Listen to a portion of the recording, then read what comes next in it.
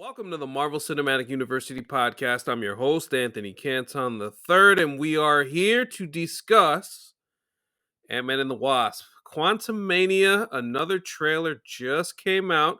Had to wait a little bit longer for this one. Hashtag washed agenda. I'm up a little bit past my bedtime. This is ridiculous. College football playoff. Go to hell, as far as I'm concerned. Jay Christie, what's up, brother? I'm doing well. Yeah, I wasn't excited. I was gonna be watching no matter what, but geez, that was such a blowout. I would have turned it off if it was not for the trailer. Okay. All right. So, Jake, give me your thoughts, initial thoughts from what you saw on the screen. I mean, I think that it added some interesting wrinkles about why this is Ant-Man involved. Obviously, I'll let you handle all of the Kang stuff, but I think we get some motivation from Scott. I suspect it's going to be a little more complicated than just him wanting time back. I think that he's going to try to undo some stuff, and if there's anything we've learned in stories in any sort of fiction, it's that if you try to undo something that happened, it never goes well for you. Yeah, it is interesting to see how Scott is positioned in this trailer. Now, as we look at and we get to kind of see Kang in his full form, and basically seems like he just has control of the entire situation and has Scott a little bit over a barrel here. It is going to be fascinating to see how Scott kind of gets through this particular guy, because based off of everything that we saw here, the Hmm. man is in complete control. He's Hmm. beating the shit out of Scott at the end of the trailer. And But but as Scott says, mhm. I ain't got to win. I just got to make sure we both lose, which And is also a thing that stuck out to me in the trailer is yes, he has complete control, but he does say to Scott, if you don't get what I need, dot dot dot. yes, So clearly he doesn't have complete control because he needs something from Scott. So what right. is going on? Like what? And these are the questions because I think that we were kind of wondering. I mean, you Mhm. especially, like, how are they going to make a movie where Ant-Man is going against Kang? He has no shot. Clearly, there's something that Kang needs that he can't get himself. Yeah, I'm curious if it's his time chair, in order to control where he goes. Why is he in the quantum realm? How did he get Mm-hmm. stuck in the quantum realm? Also, it seems like Jan Mm-hmm. knows a little bit about him. Mm-hmm. So that's another interesting wrinkle here. There is listen, my hype meter for this movie was pretty high already, but I think getting to see comic book version Kang in live form, in live action form, is just very exciting. The Ant-Man seemingly variants that we Mm-hmm. see are interesting, because it makes me wonder what Scott actually ends up having to do in order Mm-hmm. to get what he has to get for Kang. And then we also saw MODOK. We got a Yep. little look at MODOK for the first time. Mm-hmm. So that was interesting too. They threw a lot at us in a couple of minutes, and it's very exciting. This film feels like it's going to be big. Yeah. And I think the thing that's really interesting about it is that you could I'm really interested to see how in the full movie the technology they use, the stagecraft technology to do the sets, because obviously it doesn't look real because it can't be real, but it definitely looks more like dynamic than the usual green screen stuff, and so I'm excited to see how that is, because obviously it's so hard to make a whole movie that takes place in green screen sets, and most of this movie I imagine does, given that the quantum realm is crazy. So a lot of the visuals, excuse me, I've been up late too. A lot of the visuals are very dynamic and interesting. And yeah, I like that it doesn't necessarily look like CGI goop, even though of course people are going to disagree, but whatever.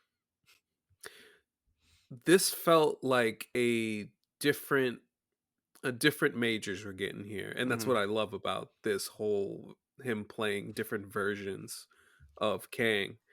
There was a sense of control, as I mentioned earlier, but towards the end of it, we got a sense of frustration and Hmm. anger, when it seems like he wasn't getting his way. Hmm. So I think the portrayal here, and as we go along in these films, because it doesn't stop here, and it doesn't seem like this will be the only variant of Kang that we will see. I'm just interested to see how he chooses to play all of these characters, Mhm, and you can already see that difference as you watch He Who Remains, and how it was a little bit more playful and a little bit mhm, more jovial in a lot of senses. This is a focused person, and mhm, an intentive person on what they're trying to accomplish, and it seems like Scott seems to be the pawn in whatever game that Kang is trying to mhm, impart on the universe and reality and time. So that's a lot of fun. I think the Cassie portion of this, it seems like she's mm, gonna play a heavy part in mhm. this, and we see early in the trailer, it seems like she was just gotten out of prison Yep, or coming something. out the bang. So she's up to some tricks Like her similar old to her man. pops. Exactly. So there should be some plenty of interesting dialogue between the two of them, as it seems, as originally as the synopsis of this movie was told earlier, is that Scott's gotten a little popular and he's Mhm, kind of off doing his podcast and has his book and everything mhm, coming out, and maybe he's not spending enough time with his daughter, and his mhm, daughter is acting out. Classic teenager right mhm. there. Yeah. So that relationship is always going to be fun, and as you mentioned with the set pieces and stuff Mhm, like that, so we see again that some of the stuff that in Kang's realm, or wherever he has all of his soldiers and stuff, there's the look of something that looks similar to the Ten Rings, mhm, and kind of also similar to Kamala's bangle. mhm, So you always wonder, are they going to are they leaving that in there intently as something that we've seen kind of connections between those mhm, two things before in Miss Marvel,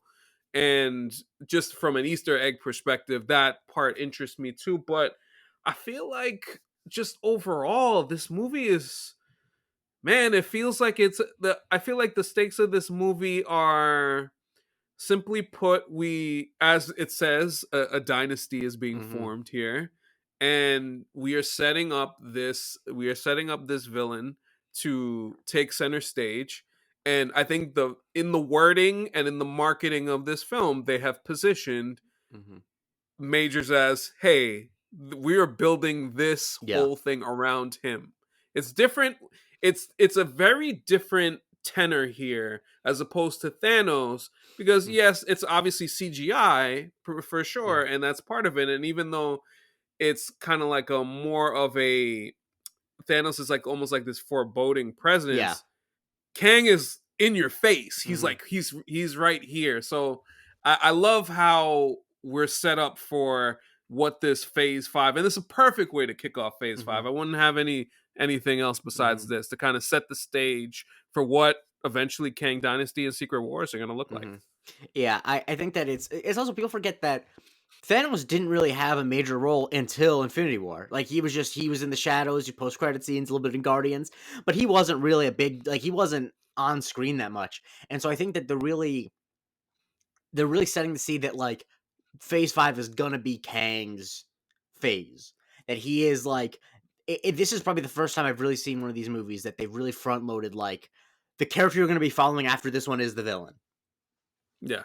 Yes, and that says a lot, understandably, of how much they're putting on Majors' plate, Mhm, and I just love that part of it, and I love how Scott's positioned in this. mhm, This is Scott's legit chance, more so than any other mm, moment that we've seen him in, and especially in mm, the first two Ant-Man films, where it's clear that it's a lot of family mhm, fun for the most part and a lot of hokey mhm, situations, but this seems like Ant-Man's a hero now, mhm, and we get to see him actually do the hero thing, and I'm excited for that, and whatever that cost is going to be, it seems like mm. they leave it like it's gonna be a tough situation for him. So yeah, man, it's very exciting. Is there anything else that stood out to you in this couple of minutes though? No, I think it's just obviously like you mentioned the comic accurate Kang was exciting. I was just thinking about how excited you were, but I'm just excited to see all the ways that they do because we see some glimpses of like the multiple Scots and all that. But I think there's a lot of cool visual imagery that they could use that I hope they do. And I'm just excited to see what the shape of this film actually is, because every time there's a trailer for an MCU movie, people are like, "Oh Yeah. my god, they gave so much away." And the thing is, they never give anything away. And so, like, Nope. some of these things are probably major story points, but like a lot of these moments are probably from way earlier in the movie than we think. And some of them are Mm. probably not that important. So like I think that like we know a little bit, but we really don't know a lot ever. Like that's kind of the whole thing with these trailers. And so Yeah. I'm interested to see like what, because like we kind of know the basic idea, like the themes the movie's gonna be dealing with, but really we don't know what the plot is. We don't know what Kang needs. We don't know what Scott's doing, this, that, the other. And so I'm excited to see all that. Yes, and as I mentioned earlier, since we see Modoc for the first time, how does he fit into this? What is his role particularly? Is he aligned with Kang, or is he kind of on his own? And I guess we kind of get a little bit of a follow up to what happened to Yellow Jacket, Mm-hmm. because the allegedly it's Corey Stoll who's supposed to be playing Modoc. Mm-hmm. So what happens to him? It'd be nice to get a little bit of some exposition Mm-hmm. on that and see what happened to him as he disappeared into the quantum realm. And yeah, to kind of see the quantum realm. I think we discussed it in the first trailer we saw, but yeah, seeing the quantum realm in full, what it entails, the stuff with the multiple Ant-Mans, Mm-hmm. what happens if you are stuck in there for a long period of time, as was noted in the Mm-hmm. first Ant-Man movie, how that could be something difficult for people to Mm-hmm. deal with. Is that something that is alluded to again? Is that something that's referred to again? I want to see what happens there. And then, of course, as I mentioned in the first trailer, Jan seems to know a lot about King. What is that relationship? Mm-hmm. Now, that is a nice little kernel Mm-hmm. that the movie will tell us, and I'm I excited to mean, see what what if it's happens. as simple as like they hooked up a couple times, but Oh my what happens in god! the quantum realm stays in the quantum realm? Like, what if that's what it is? It's like, oh, I know nothing about his powers. I mean, like, I didn't think I was ever coming back. Sorry, Hank. That's just tremendous. Oh Sorry, my I god. had that thought the first time you mentioned it, but I'm like, I gotta save that for the end. Oh man, shout out to Jungle Fever. But yeah, man. No, no, I'm not endorsing that.